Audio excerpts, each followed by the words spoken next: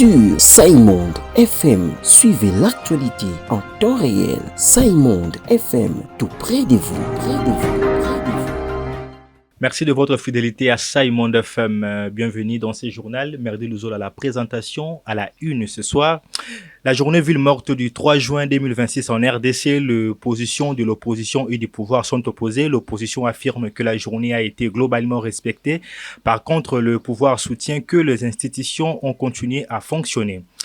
Les loyers locatifs étouffent le ménage à Kinshasa, créant une crise silencieuse qui pèse sur les familles, rendant difficile l'épargne et l'approvisionnement. Nous en parlerons dans ce journal. De nouveaux patients atteints de la maladie à virus Ebola ont été déclarés guéris à Bunia, chef-lieu de la province de l'Ituri. Nous allons suivre la réaction du médecin directeur Calvin Ambitapio tout au long de ce journal. C'est tout pour les titres. Saïmonde FM, tout près de vous. Prenons cette actualité en bref avant de commencer. Selon des informations publiées le 3 juin 2026 par l'ACP, l'agence congolaise de presse, 4 ressortissants péruviens qui faisaient partie de migrants expulsés des États-Unis et accueillis temporairement en République démocratique du Congo ont quitté Kinshasa dans la nuit du 2 au 3 juin pour regagner le Pérou. Cette information intervient après le renvoi vers les États-Unis d'une Colombienne nommée Adriana Zapata, dont un juge fédéral américain a estimé que son expulsion vers la RDC était probablement illégale. Le gouvernement congolais a rappelé que ce mécanisme avait été présenté dès le départ comme une mesure temporaire destinée à faciliter les retours de personnes concernées vers leur pays d'origine et non comme un programme d'installation permanente en RDC. Je l'ai annoncé dans les titres, la journée ville morte du 3 juin 2026 en RDC. Les positions de l'opposition et du pouvoir sont opposées. L'opposition affirme que la journée a été globalement respectée dans plusieurs zones et qu'elle constitue une réussite politique. Entre-temps, le pouvoir soutient que les institutions ont continué à fonctionner et que l'appel n'a pas provoqué une paralysie totale de Kinshasa ni dans certaines provinces. Pour plus de détails, consultez ces reportages réalisés par votre rédaction. À la fin de la journée du mercredi 3 juin, le premier constat montre que le mot d'ordre de l'opposition a été partiellement suivi. Avec des situations différentes selon les quartiers de Kinshasa, plusieurs écoles et commerces fermés dans certains secteurs, tandis que d'autres zones ont continué à fonctionner avec une circulation relativement normale. Du côté de l'opposition, notamment la coalition C64, regroupant entre autres Martin Fayulu, Moïse Katumbi et Jean-Marc Kabound, les responsables considèrent que la mobilisation a démontré un rejet populaire du projet de réforme constitutionnelle. Ils estiment que les ralentissements observés dans plusieurs communes constituent un signal politique adressé au pouvoir. Par contre, du côté du pouvoir, les autorités ont mis en avant le fait que l'État a continué à fonctionner, que les services publics ont resté ouverts et que la ville n'a pas été totalement paralysée. Avant et pendant la journée, le gouvernement avait appelé les citoyens à poursuivre normalement leurs activités et avait déployé un important dispositif de sécurité pour maintenir l'ordre. Toujours dans le même chapitre, des responsables de la coalition C64, la coalition rassemble notamment Martin Fayulu, Moïse Katumbi, Matata Ponyo, Delice Sanga et Jean-Marc Kabound, envisagent des actions judiciaires et politiques contre le président Félix Tshisekedi dans le cadre de leur opposition à un éventuel changement de la constitution ou à un troisième mandat lors d'une réunion tenue ce jeudi à Kinshasa. Delice Sanga a indiqué que cette plainte sera déposée le 9 juin prochain et a appelé le Congolais à soutenir cette démarche qu'il qualifie de citoyenne républicaine et conforme à l'état de droit. On écoute Delice Sanga au micro de votre radio. Le C64 va déposer une plainte contre M. Tshisekedi et ses complices pour tentative de renversement de l'ordre constitutionnel établi dans notre pays, parce que ceci est un crime imprescriptible contre la nation, un crime de haute trahison contre le pays et une forfaiture contre son propre serment constitutionnel. Nous en appelons donc au peuple congolais d'accompagner cette action citoyenne, républicaine et de l'état de droit de la plainte qui sera déposée contre M. Tshisekedi et ses complices pour tentative de renversement de l'ordre constitutionnel. 15 civils ainsi qu'un militaire engagé dans la protection des populations ont perdu la vie suite au massacre qui a eu lieu dimanche 31 mai par les terroristes de Forces démocratiques alliées ADF affiliés à l'État islamique dans les quartiers Ngadi au nord de la ville de Beni, chef-lieu provisoire de la province du Nord Kivu. Le gouvernement a réaffirmé que la lutte contre les ADF demeure une priorité absolue. Il appelle la population au calme, à la vigilance et à la confiance envers les institutions de la République. Saimonde FM, tout près de vous, près de vous, près de vous. Autre chapitre à présent, le loyer locatif étouffe le ménage à Kinshasa, créant une crise silencieuse qui pèse sur les familles, rendant difficile l'épargne et l'approvisionnement. De nombreux jeunes privés d'indépendance demeurent toujours sous le toit familial malgré leur âge en raison de la hausse de prix des loyers. Pour en savoir plus, consultez l'élément que vous propose la rédaction. À Kinshasa, le coût du loyer locatif devient de plus en plus difficile à supporter pour une grande partie de la population. Dans plusieurs communes de la capitale congolaise, le prix de maisons et appartements connaissent une hausse constante, obligeant de nombreuses familles à revoir leur mode de vie ou à quitter certains quartiers jugés trop coûteux. Dans les communes telles que Gombe, Limete, Ngaliema ou encore Massina, les habitants dénoncent des loyers souvent fixés en dollars américains et payables plusieurs mois à l'avance. Une situation qui fragilise particulièrement les travailleurs et les jeunes ménages. Du côté de Bayer, certains propriétaires justifient cette augmentation par la hausse du coût de la vie. Cependant, plusieurs observateurs estiment que l'absence d'un contrôle rigoureux du secteur immobilier favorise les abus. Dans certains cas, les contrats de location restent verbaux, surtout dans certains quartiers populaires et exposant les locataires à des expulsions arbitraires ou des augmentations soudaines de prix.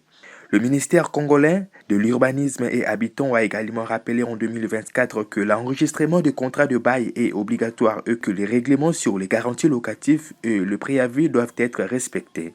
À savoir, l'arrêté portant réglementation des baux à loyer prévoit que tout contrat de bail doit être écrit et contresigné par les autorités compétentes.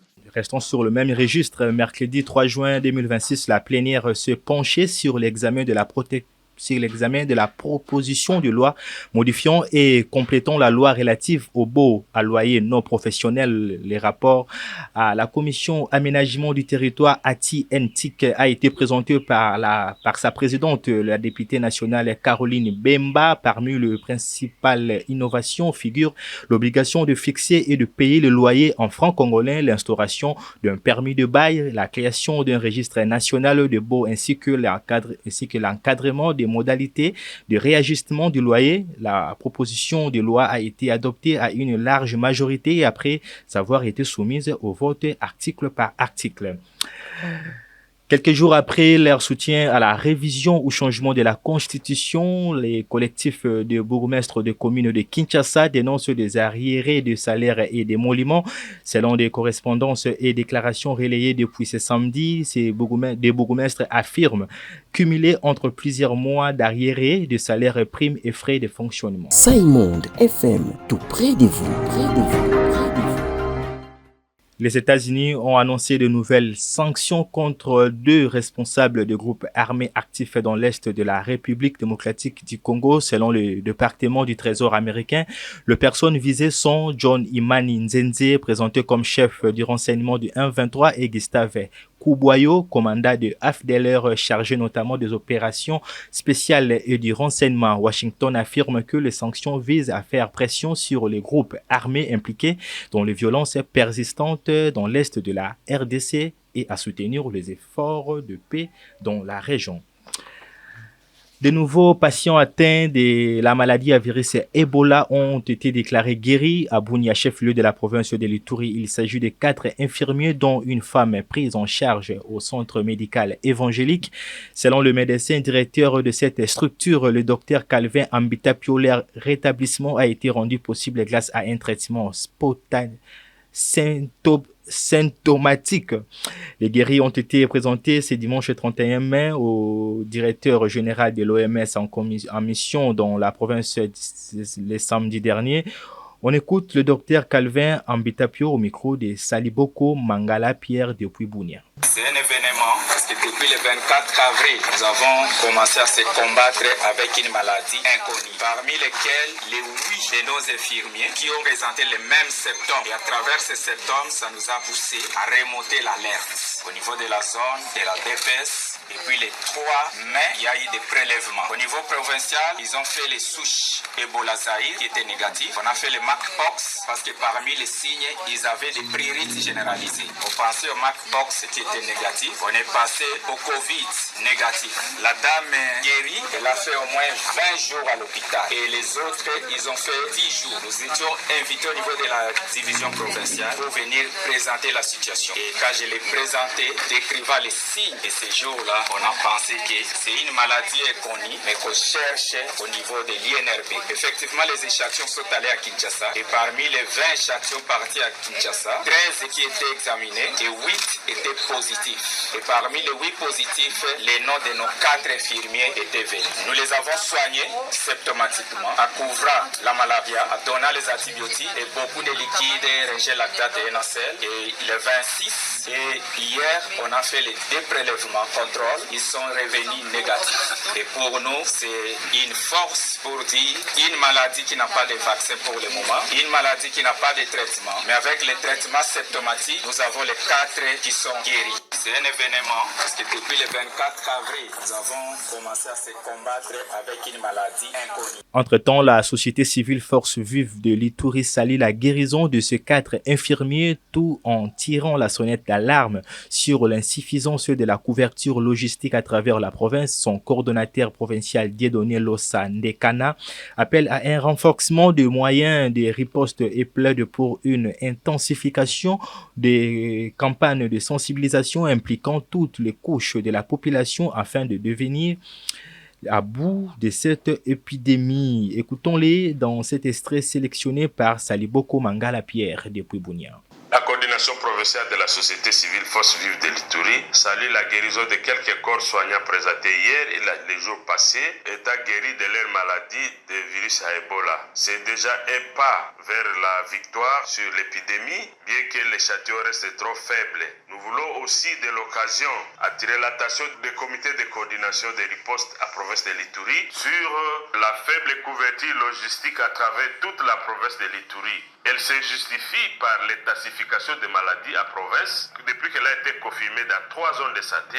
Mais à nos jours, nous sommes déjà au-delà de 14 zones de santé déjà atteintes par cette maladie. Cela ne peut pas se passer en dehors de l'intensification de la sensibilisation. Cette sensibilisation réussira mieux lorsque toutes les couches sont impliquées. Nous croyons, avec l'apport des partenaires techniques et financiers, avec l'effort du gouvernement congolais, tous doivent aller dans ce sens-là. Nous invitons aussi la population de prêter main forte à l'équipe de riposte qui passe pour la sensibilisation. La maladie à virus à Ebola existe. Ce n'est pas une histoire. Entre-temps, les autorités de la RDC ont procédé à la réouverture de l'aéroport de Bunia avec effet immédiat après l'évolution de la situation épidémiologique liée à la maladie à virus Ebola. Triste nouvelle. En culture, le parolier et auteur-compositeur congolais Pascal Moba est décédé à Kinshasa de suite d'une maladie. Il était âgé de 67 ans, connu pour avoir écrit des chansons devenus des classiques de la rumba congolaise, tels que Mama de l'artiste Gilles Chungu Wembadio, connu sous le nom de Papa Wemba, Omba de Jubin Piana, ainsi que plusieurs chefs-d'œuvre. Son décès relance le débat sur la protection sociale des artistes et sur l'application du droit d'auteur en République démocratique du Congo. Saïmonde FM, tout près de vous, près de vous, près de vous. C'est tout pour ce journal. Merci de votre fidélité à Saïmonde FM. L'actualité continue sur nos réseaux sociaux. À très bientôt.